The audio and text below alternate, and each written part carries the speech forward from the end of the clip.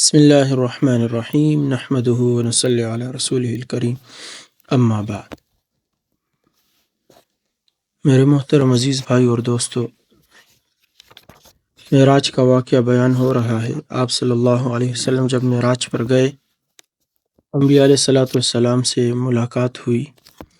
تو اور پھر آپ کو سدرۃ المنتہا پر لے جایا گیا، اور اس سے آگے مقام صریف الاقلام پر جہاں کلموں کے چلنے کی آواز آ رہی تھی، وہاں پر آپ کو لے جایا گیا اور آپ کو اس جگہ کا معائنہ بھی کرایا گیا۔ اس کے بعد مقام صریف الاقلام سے چل کر حجابات طے کرتے ہوئے بارگاہ قدس میں پہنچے۔ کہا جاتا ہے کہ آپ کی سواری کے لیے ایک رفرف یعنی ایک سبز مخملی مسند آئی، اس پر آپ سوار ہوئے اور بارگاہ دنا فتدلی فکان قاب قوسین او ادنی میں پہنچے۔ قاضی عیاض رحمۃ اللہ علیہ شفا ان کی ایک کتاب ہے، اس میں فرماتے ہیں وقال ابن عباس رضی اللہ عنہما هو ای قوله تعالی دنا فتدلی مقدم ومؤخر فاصله فتدلی فدنا ای فتدلی الرفرف لمحمد صلی اللہ علیہ وسلم لیلة المعراج فجلس علیہ ثم رفع ودنا من ربه۔ ابن عباس رضی اللہ عنہ فرماتے ہیں کہ دنا فتدلی میں تقدیم و تاخیر اصل میں اس طرح ہے، یعنی قرآن پاک میں اللہ تعالیٰ فرماتے ہیں دنا فتدلی، لفظ دنا پہلے ہے اور تدلی بعد میں ہے، تو حضرت عبداللہ ابن عباس رضی اللہ عنہ فرماتے ہیں اس میں تقدیم و تاخیر ہے، یعنی ہونا تو یہ چاہیے کہ تدلی پہلے ہو اور دنا بعد میں ہو، تو انہوں نے کہا کہ فتدلی فدنا، یعنی اس طرح عبارت ہونی چاہیے، لیکن یہ بھی عربی میں چونکہ بلاغت ہے، اور بلاغت کی ایک یہ بھی قسم ہے کہ بعض دفعہ مقدم کو مؤخر اور مؤخر کو مقدم کر دیا جاتا ہے، اور اس کا معنی یہ ہے کہ محمد صلی اللہ علیہ وسلم کی سواری کے لیے شب معراج میں ایک رفرف اتری، آپ اس پر بیٹھ گئے۔ رفرف کا بتا دیا کہ ایک مخملی مسند کو کہتے ہیں، آپ اس پر بیٹھ گئے، پھر آپ بلند کیے گئے یہاں تک کہ اپنے پروردگار کے قریب پہنچ گئے۔ حضرت انس بن مالک رضی اللہ عنہ کی ایک حدیث میں ہے وفتح لی باب من ابواب السماء فرأیت النور الاعظم واذا دون الحجاب رفرف الدر والیاقوت واوحى اللہ الی ما شاء ان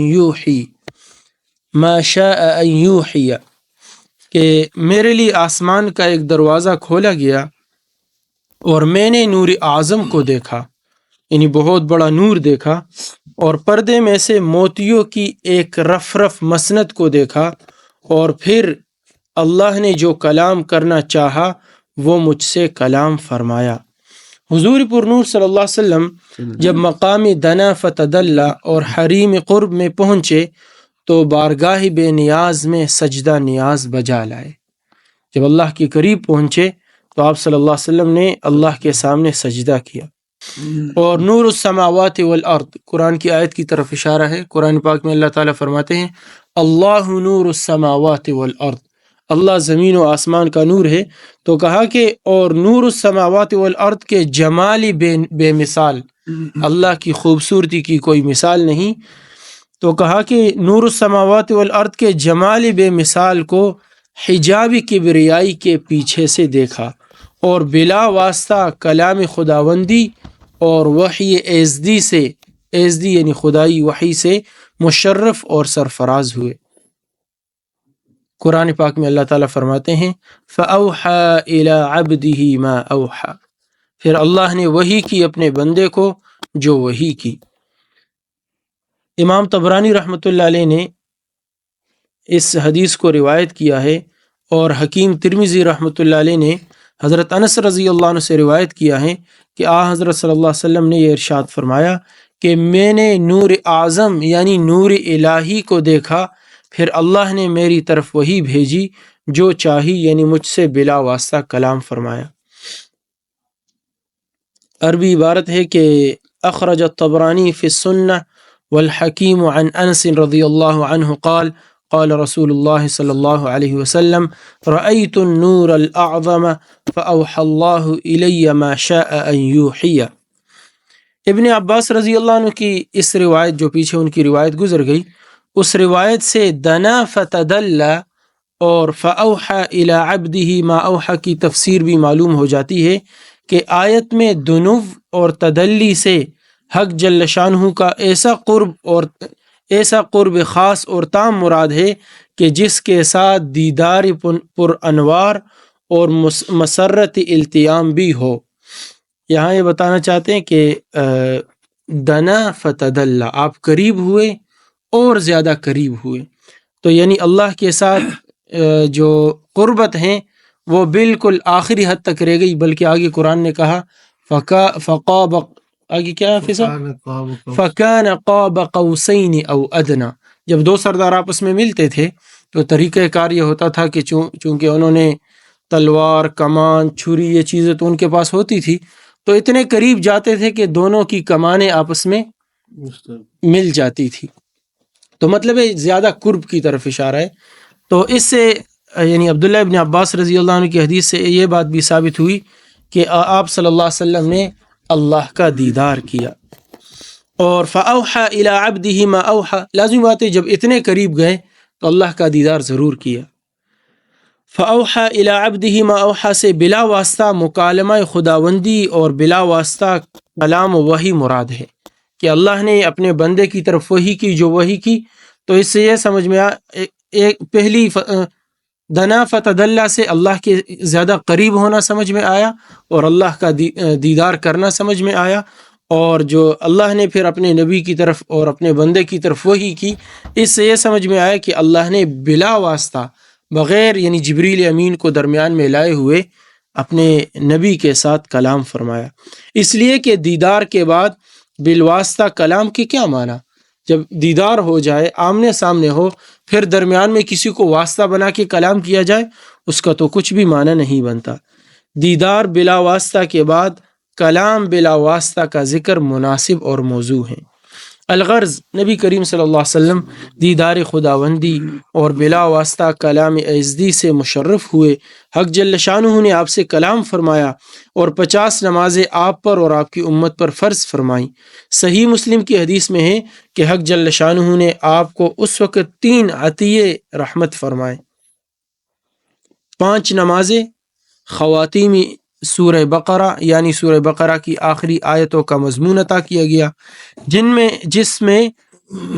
اس امت پر حق تعالی شانہ کی کمال رحمت اور لطف و عنایت اور تخفیف و سہولت، عفو و مغفرت،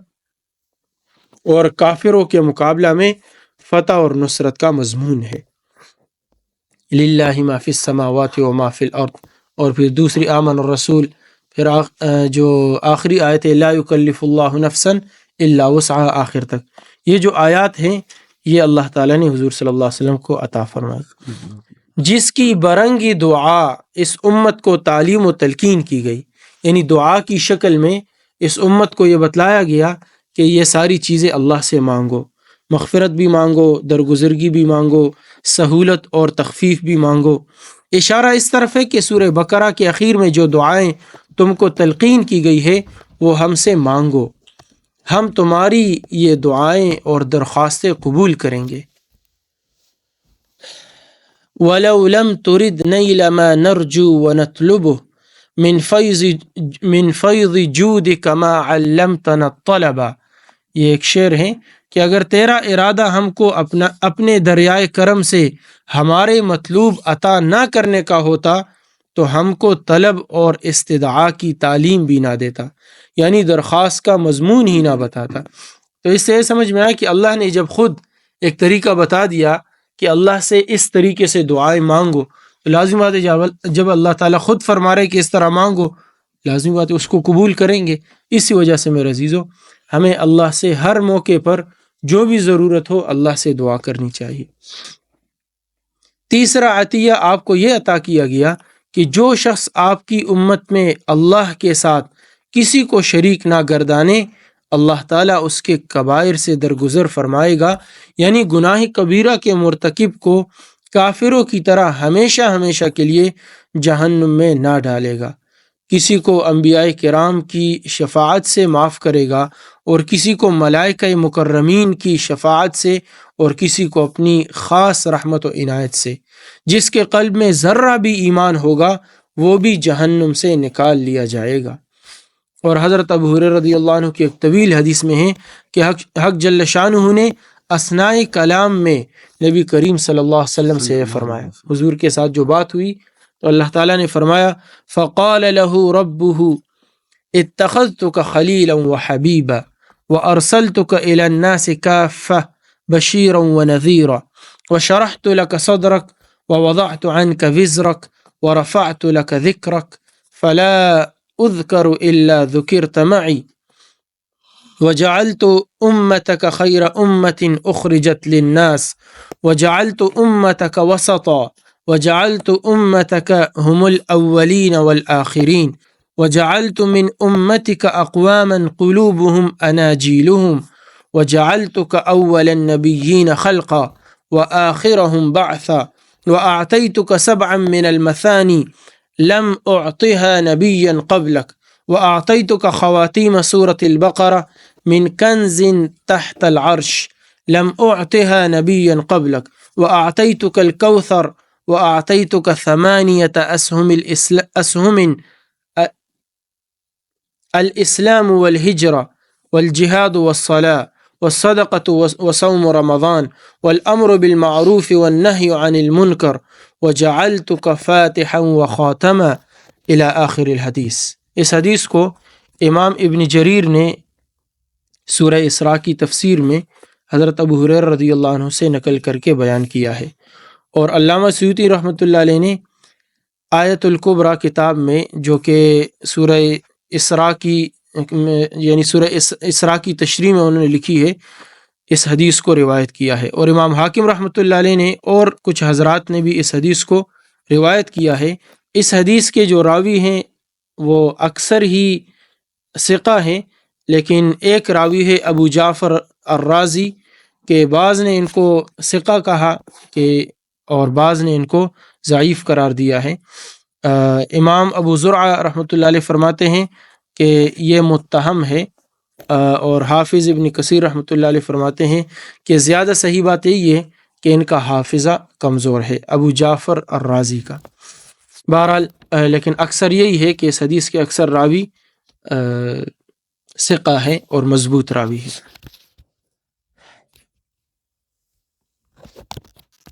آپ صلی اللہ علیہ وسلم سے آپ کے پروردگار نے کہا، یہ اس کا ترجمہ ہے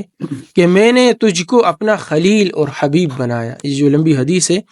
آپ صلی اللہ علیہ وسلم سے آپ کے پروردگار نے کہا کہ میں نے تجھ کو اپنا خلیل اور حبیب بنایا ہے، اور تمام لوگوں کے لیے بشیر اور نذیر بنا کر بھیجا، اور تیرا سینہ کھولا اور تیرا بوجھ اتارا، اور تیری آواز کو بلند کیا۔ میری توحید کے ساتھ تیری رسالت اور عبدیت کا بھی ذکر کیا جاتا ہے، اور تیری امت کو خیر الامم اور امت متوسطہ اور عادلہ اور معتدلہ بنایا، شرف و فضیلت کے لحاظ سے اولین اور ظہور و وجود کے حساب سے آخرین بنایا، اور آپ کی امت میں سے کچھ لوگ ایسے بنائیں کہ جن کے دل اور سینہ ہی انجیل ہوں گے، یعنی اللہ کا کلام ان کے سینوں میں اور دلوں پر لکھا ہوا ہوگا، اور آپ کو وجودی نورانی اور روحانی کے اعتبار سے اول النبیین اور بعثت کے اعتبار سے آخر النبیین بنایا، اور آپ کو سورہ فاتحہ اور خواتیم سورۃ البقرہ عطا کیے جو آپ سے پہلے کسی نبی کو نہیں دیے، اور آپ کو حوض کوثر عطا کی، اور 8 چیزیں خاص طور پر آپ کی امت کو دی: اسلام اور مسلمان کا لقب، اور ہجرت اور جہاد، نماز و صدقہ، صوم رمضان، اور امر بالمعروف اور نہی عن المنکر، یعنی نیکی کا حکم اور برائی سے روکنا، اور آپ کو فاتح اور خاتم بنایا، یعنی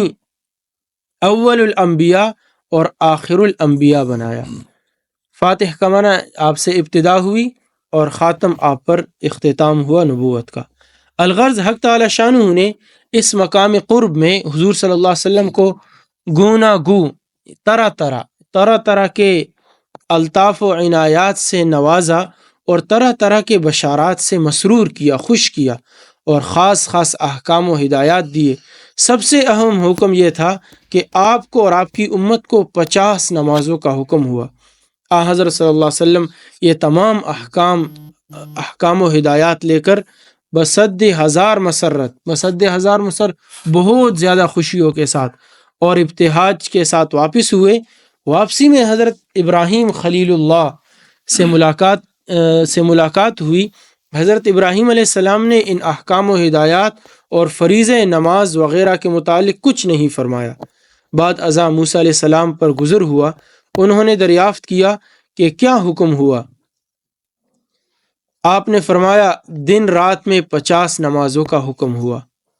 موسیٰ علیہ السلام نے فرمایا کہ میں بنی اسرائیل کا خوب تجربہ کر چکا ہوں، آپ کی امت ضعیف اور کمزور ہیں، وہ اس فریضہ کو انجام نہیں دے سکے گی، اس لیے آپ اپنے پروردگار کے پاس واپس جائیں اور اپنی امت کے لیے تخفیف کی درخواست کریں۔ حضور صلی اللہ علیہ وسلم واپس گئے اور حق تعالی شانہ سے تخفیف کی درخواست کی۔ حق تعالی شانہ نے 5 نمازیں کم کر دی۔ پھر موسیٰ علیہ السلام کے پاس آئے، انہوں نے پھر یہی بات کہی، آپ پھر گئے اور تخفیف کی درخواست کی۔ کئی بار تخفیف کی درخواست کے بعد جب 5 نمازیں رہ گئیں اور پھر بھی موسیٰ علیہ السلام نے یہی مشورہ دیا کہ جائے اور حق تعالی شانہ سے تخفیف کی درخواست کیجیے، تو آپ صلی اللہ علیہ وسلم نے فرمایا میں نے بار بار درخواست کی، اب میں حق تعالی شانہ سے شرما گیا۔ آپ موسیٰ علیہ السلام کو یہ جواب دے کر آگے روانہ ہوئے۔ غیب سے ایک آواز آئی کہ یہ 5 ہے مگر 50 کے برابر ہے، یہ 5 ہے مگر 50 کے برابر ہیں، یعنی ثواب میں 50 ہیں اور میرے قول میں کوئی تبدیلی نہیں ہوئی، میرے علم میں اسی طرح متعین اور طے شدہ تھا۔ اصل فرض 5 نمازیں ہیں اور 50 سے 5 تک یہ تدریج و ترتیب کسی مصلحت اور حکمت کی بنا پر اختیار کی گئی۔ یہ حضرت فرما رہے کہ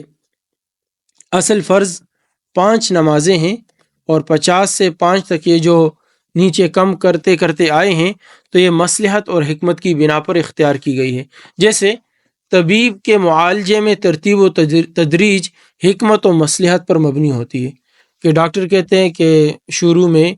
تم نے 3 وقت یہ دوائی لینی ہے، پھر 1 ہفتہ بعد جب ملاقات ہوتی ہے ڈاکٹر دیکھتے ہیں چلو بیماری میں کچھ کمی آئی ہے، بھائی اب 2 وقت کر لو، پھر 1 وقت کر لو اور پھر چھڑا دیتے ہیں۔ یا بعض دفعہ جو لوگ نشہ کرتے ہیں ان کو نشہ چھڑانے کے لیے بھی ایسا ہی ہوتا ہے، شروع میں زیادہ دیتے ہیں، کم کرتے کرتے کرتے ان کو چھڑا دیا جاتا ہے۔ تو یہ بتانا چاہتے ہیں کہ 50 سے 5 کی طرف یہ جو آئے ہیں تو یہ کسی مصلحت و حکمت کی بنا پر ہے، اور مریض اپنی لا علمی کی وجہ سے اس کو تغیر و تبدل سمجھتا ہے۔ واللہ اعلم۔ اس طرح سے آسمانوں سے آپ واپس تشریف لائے اور اولاً بیت المقدس میں آ کر اترے اور وہاں سے براق پر سوار ہو کر صبح سے پہلے مکہ مکرمہ پہنچے۔ صبح کے بعد آپ نے واقعہ قریش کے سامنے پیش کیا، سن کر وہ حیران ہو گئے، کسی نے تعجب سے سر پر ہاتھ رکھ لیا اور کسی نے تالیاں بجائیں، اور ازراہ تعجب یعنی تعجب کے طور پر یہ کہنے لگے کہ ایک ہی رات میں بیت المقدس جا کر واپس آ گئے۔ جو لوگ بیت المقدس دیکھے ہوئے تھے انہوں نے بطور امتحان بیت المقدس کی علامتیں دریافت کرنا شروع کر دی۔ حق تعالی شانہ نے بیت المقدس کو آپ کی نظروں کے سامنے کر دیا۔ کفار نے سوالات شروع کیے، آپ اس کو دیکھتے جاتے تھے اور ان کے سوالات کا جواب دیتے جاتے تھے، حتیٰ کہ جب کوئی بات پوچھنے سے باقی نہ رہی تو یہ کہا کہ اچھا اب کوئی راستہ کا واقعہ بتلاؤ، یعنی راستے میں کچھ ہوا ہو۔ آپ صلی اللہ علیہ وسلم نے فرمایا کہ راستے میں فلاں جگہ مجھ کو ایک تجارتی قافلہ ملا جو شام سے مکہ واپس آ رہا ہے، اس کا ایک اونٹ گم ہو گیا جو بعد میں مل گیا، انشاءاللہ تعالی 3 دن کے بعد وہ قافلہ مکہ پہنچ جائے گا، اور ایک خاکستری رنگ کا اونٹ سب سے آگے ہوگا جس پر 2 بورے لدے ہوں گے۔ چنانچہ تیسرے دن اسی شان سے وہ قافلہ مکہ میں داخل ہوا اور اونٹ کے گم ہونے کا واقعہ بھی بیان کیا۔ ولید بن مغیرہ نے سن کر اور یہ دیکھ کر کہا کہ یہ جادو ہے۔ لوگوں نے کہا ولید سچ کہتا ہے۔ دل پر جب تالے لگے ہو تو پھر یہ باتیں زبان پر آتی ہے۔ اللہ ہماری حفاظت فرمائے۔ سبحان اللہ و بحمدہ، سبحان اللہ۔